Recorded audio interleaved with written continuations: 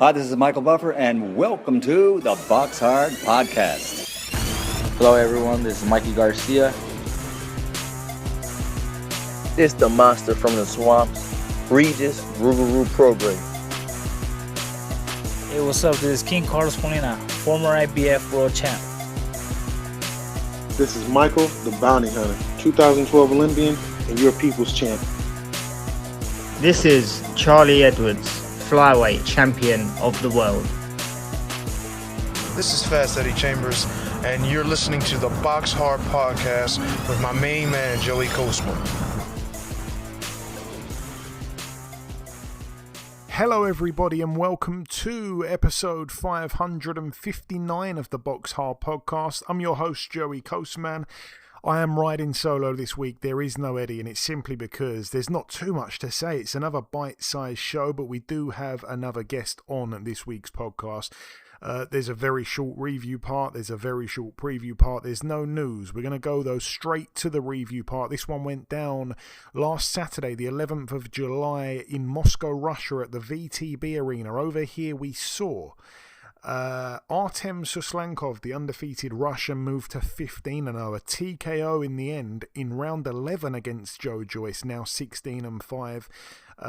I actually didn't see all of this fight. I did see the stoppage. Obviously, Joe Joyce, it didn't look good on him at all. It really didn't. Joe Joyce pretty much quit, which, like I say, wasn't a good look. He kind of turned to the referee and said that's enough. He'd had enough.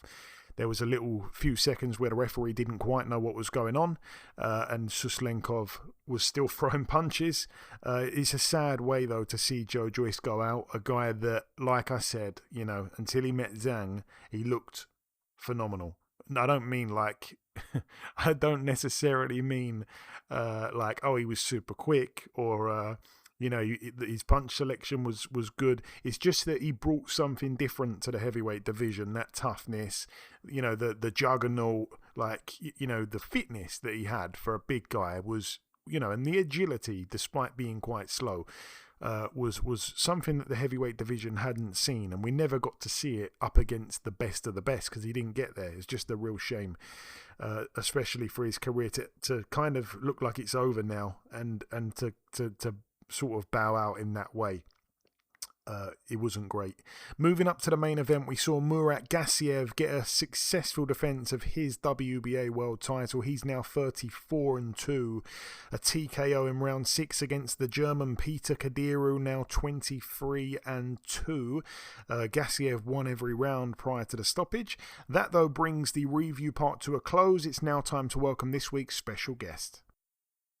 Ladies and gentlemen, please welcome former lightweight world title challenger. He's from Maidstone. His hands are made of stone. It is, of course, Mr. Sam Noakes. Sam, welcome back on the show, my friend. Thanks for having me, mate. Thank you. As I said, never get bored of that intro. Always a pleasure, Sam. So we last spoke back in January. Not too much has happened since then in the grand scheme of things. You had a little run out at York Hall in May. Just talk me through that one, Sam. Yeah, we weren't sure whether they was going to be able to get a bigger fight maybe before that, but it never planned out the way we thought it would. So we had a little run out anyway because it's better to keep active. So we had done a little 8-rounder. Obviously, didn't go the distance. It was nice to get back in there, blow away the cobwebs, and then get back to winning ways really. So, but got through that, and then on to the next one. Yeah, on to the next one, which we'll touch on in a sec. I wanted to ask as well. You didn't see Abdullah Mason the other week against Albert Bell? No, I didn't get up and watched it. I see the last round. I didn't watch it, to be fair. I would have got up if it was Joe Cordina fighting, but obviously where that didn't happen, I wasn't as interested. Fair enough. If you saw the last round of the fight, it didn't tell the story. I think you could argue that Mason was down 6-0 at the halfway point. Yeah, I see that. They said he was having it a bit rough. Yeah. But then last minute changes and all that ain't ever helpful, are they? Do you know what I mean? Especially because that Bell was quite tall, wasn't he? Sort of completely different, isn't it? Yeah, 100%. They changed that close. Yeah, Bell just sort of ran out of steam late on. Moving on, you'll be boxing on August 29th at the O2 Arena on the Italma Hrgovic undercard against, as you mentioned, former WBO world champion Denys Berinchyk. Firstly, am I mistaken, or was this fight supposed to happen about a year ago, Sam? Yeah, so who was fighting? I think it was Usyk Fury too. And I remember I was getting ready for the Ryan Walsh fight, and then it was like, I don't know, 4 weeks out. It was like, right, 95% done. Do you want to fight Denys Berinchyk for the world title? And I was like, Francis rang me, and I was like, yeah, of course I do. He said, obviously, like, I got all buzzing for that. I'm thinking, yeah, definitely 100%. Then he rang me back. He said, oh, right, it's 90% done. And I was like, oh, all right. And then it never come off. But when I went out there to watch that fight, I was on the T-shirts. Walked past the merchandise hut, and I remember thinking, I thought, hang on, me and Berinchyk were on the same T-shirt. I bought it. I got it at home.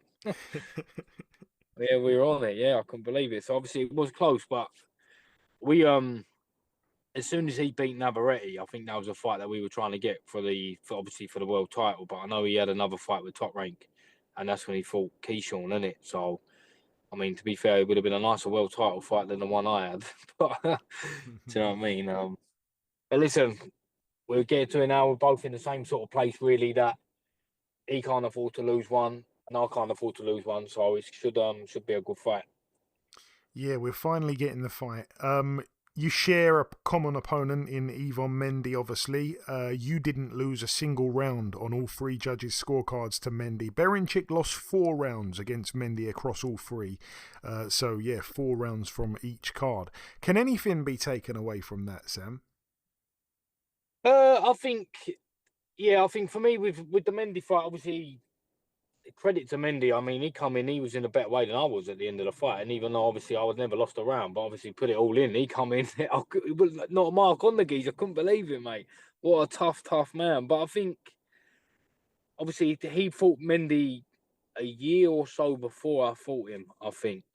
So, but I think obviously the match up there, I felt I didn't drop a round. I felt pretty comfortable in there, and I think, yeah, it's positive to take, definitely. But styles make fights, and I think, yeah, I don't know. We're seeing it because I feel like obviously he's coming off a loss, isn't he? I don't know if he's had another run out since the Keyshawn fight or whatnot. So I think it'd be a good fight for me to see where I'm at. Obviously, being a former world champion as well. Obviously, everyone talks about winning world titles, doing this and that. So I feel like me winning this fight shows that it is possible, innit? And you are mixing it at that level, really. So. Yeah, no, he hasn't had a run out. It'll be, by the time the fight rolls round, a year and a half since he's lost to Keyshawn. But what else do we sort of know about Berinchyk? Obviously, we mentioned the Keyshawn fight. Keyshawn, walked through him and it, he looked fantastic that night. But that win against Navarrete, Sam, I mean, that can't be overlooked as well. It was such a good win, and Navarrete's shown since that he's not done either. Navarrete's looked good since. Yeah, that's what I'm saying. I mean, listen, it's still a live fight. It's not like a tick over or a warm up or anything like that. We had that back in May. We've gone straight back into a live fight, really. Do you know what I'm saying? Like he looks like a mean fella and all, doesn't he? But I mean, listen, what was he? An Olympian silver medalist? Was he Olympic silver medalist? I think. He ain't no mug, mate. I know obviously he might be a little bit old and coming in off a loss, but he's still a very dangerous fighter, and that's the way I'm thinking and going into this fight. So, but it's nice to have that edge again. Do you know what I mean? Obviously, that last one, we sort of knew what that foot was for. We knew what exercise that was, but this is going into another live fight, and then hopefully get a good win and win in good style, and then puts you right back in the mix for a world title. And how do you see the fight playing out? Because obviously he's more of a boxer. Do you think it's going to sort of be cagey early on, or how do you see it? Yeah, I think it might be a little bit messy early on, innit? Do you know what I mean? Because he might try and tie me up. I know he don't like working in the inside too much, but it's one of them things. I don't know. See what he might try and mix it up, try and surprise me, I suppose. But I think it will. Yeah, I think it will definitely go into the later rounds. I think. Just because he's going to be tricky for the first 3, but obviously, hopefully his legs go back down the back end, mate, and I'll get hold of him. To be honest, I don't want to be doing 12 rounds or 10 rounds. I don't know what it's going to be for yet. So hopefully it's 12. I think a lot of people are looking more forward to this than the main event. No disrespect to the main event, but I'm one of them people. I think it's going to be a cracking fight. I'm assuming. Sorry, go on, Sam. No, go on. You're all right. No, I was going to say, I'm assuming the winner surely gets a world title shot. Surely. Yeah. Well, hopefully it's for a final eliminator. I don't know, because obviously when the fight got announced, I've known about the fight for a little while before it got announced. But yeah, I don't know what we're going to be going for yet. I don't know what title is going to be on the line, whether it's going to be the final eliminator. I mean, obviously, final eliminator would be lovely, wouldn't it? But it might be a little bit optimistic. It might have to be get a new title with this one, and then get one end of the year, and then that be for like a final eliminator, you know? But that's definitely in the forefront of my mind, what I want to work towards, really, because I ain't getting no younger, and lightweight ain't getting no easier. Do you know what I mean? So sooner rather than later suits me. And I want to touch on as well your brother Sean. He's out this weekend in a tough fight on paper against Kieran Molloy of Ireland. How's Sean getting on, Sam? Yeah, he's been looking good. You know, he's obviously everyone says that anyway, but you know he has he's been training hard, been going good, and I mean obviously he's a tough fight. We all know that, but you got to be in it to win it, you know. And I feel like if he gets this win, it puts him in a good place as well. So that's what I've been saying to him, innit? So you get this, and then you're right in the mix. Because I know he had a couple of fights where it sort of went stale because everyone didn't know what was doing. Keep busy fights. Do you know what I'm saying? So, but this is a little one. Yeah, as I said, you got that little edge to it. You got a bit more structure. Like there's a title on the line. So I think he should bring the best out in him. Yeah, cannot wait for that. All the very best to Sean. Just before we let you go, Sam, if you've got any closing words to the listeners before we let you go, say whatever you like, mate. Yeah, no, just thanks for listening, guys. Thanks for having me on again. And yeah, tune in on the 29th. I don't think you're going to be disappointed. To be fair, I would say tune in on Saturday and watch Big Sean. I don't think you're going to be disappointed. We'll be tuning into both, that's for sure, my friend, as always. The pleasure is mine, Sam. Thanks for your time this week. Best of luck to you and Sean, and we'll speak again soon, my friend. Thank you very much. Cheers for having me, mate. Okay, now it's time for part 2 on this week's show. This part is the preview part. We're going to start here with this one that goes down on Saturday, live on DAZN. It's actually at the Copper Box Arena. It's a Sauerlands show. But we have a couple of intriguing fights. Obviously, we spoke to Sam Noakes a few moments ago. His brother, Sean Noakes, friend of the show as well, 12-0. He gets out against the undefeated Irishman, Kieran Molloy, who is 14-0. That one for the IBF European welterweight title.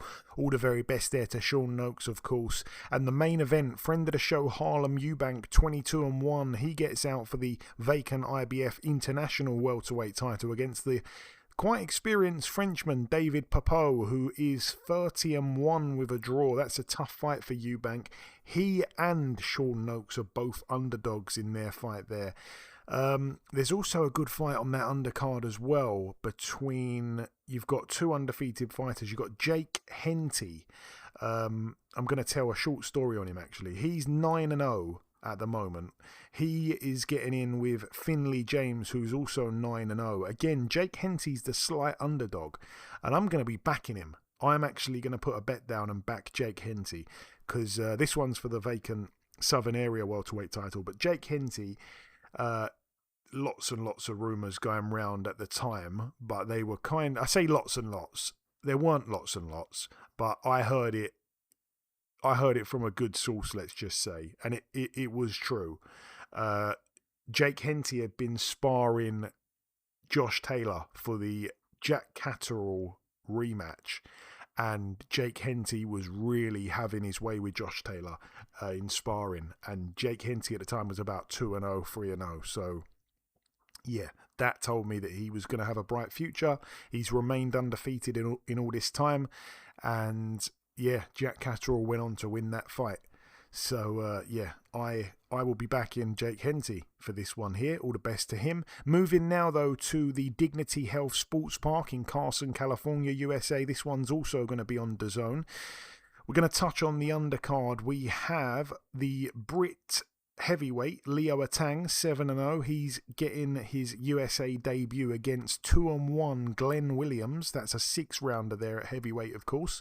We also have the Cuban Andy Cruz, 6-1. He returns to the ring in a 10-rounder against Abraham Montoya, the seasoned veteran, 24-7 with a draw. The Mexican these days. And the main event for the WBC Silver Super Middleweight title and the WBO International Super Middleweight title, the undefeated 25-0 Diego Pacheco steps in with Emmanuel Alim, 22-4 with 3 draws. You'd have to favour Diego Pacheco there, I think.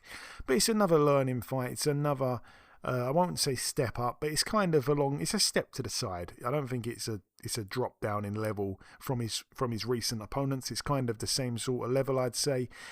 And then finally, this one is for the hardcores. It goes down on Monday, though, of next week, Monday the 20th of July in Tokyo, Japan. We have over here 3 good fights, to be honest. We've got Raiku Masuda, 10-1, stepping in with Daigo Higa, who's a 4-1 underdog, 21-3 with 3 draws these days. Daigo Higa, the much more experienced man, former champion, knockout artist. That's a 12-rounder there. We also have for the vacant WBO Super Flyweight World title, Kenshiro Taraji, 25-2, stepping in with Mexico's Israel Gonzalez, 32-5 with 2 draws. Gonzalez, and then obviously the third fight on this card, we've got Shikichi Iwata, 16-2, defending his WBC light flyweight world title against Mexico's undefeated 19-0 Eric Badillo. So yeah, a really good card there on Monday in Japan for the hardcores that like to follow the lower weights. That is it, though, for the preview part. Like I say, there was no Eddie this week. It just wasn't really worth getting him on. It was short and sweet with just myself. So in part 1 I did the review part, which lasted about a minute and a half. Then we welcomed our special guest, one of my favourite men to interview of all time, really, Sam Noakes, friend of the show, furniture on this show. And then in part 2, I just wrapped up the preview part. The final thing for me to do is to come in with the outro, which I'll do in just a few seconds. Okay, and this brings episode 559 to a close. I've been your host, Joey Coastman. I've been riding solo this week. A massive shout out to this week's special guest, the former lightweight world title challenger himself, Mr. Sam Noakes. Cannot wait for his fight in August. All the best to him in that. The biggest thanks of all, though, goes out to you, the listeners. Thanks once again for tuning in. That is about everything now from myself. Enjoy your weekends, people. Stay safe, and we'll see you all again same time next week.